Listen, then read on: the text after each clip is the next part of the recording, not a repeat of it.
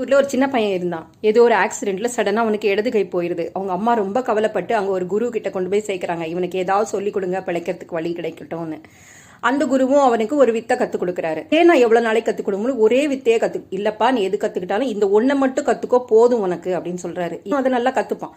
அப்புறம் பார்த்தா அந்த ஊர்ல இருக்கிறவங்க ஒருத்தரா அவங்க கூட சண்டைக்கு வருவாங்க. அவன் அழகா அவங்களெல்லாம் அதே யூஸ் பண்ணி எல்லாரையும் ஜெயிப்பான்.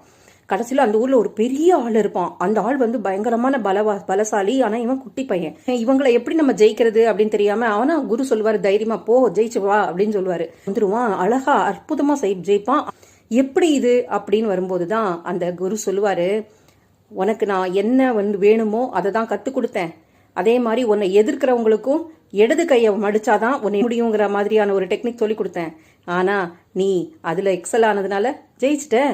இப்படி நமக்கு தெரிஞ்சதை மட்டுமே நம்ம நல்லா கத்துக்கிட்டு செய்வதை திருந்த செஞ்சா அதே போதும் தானே. என்ன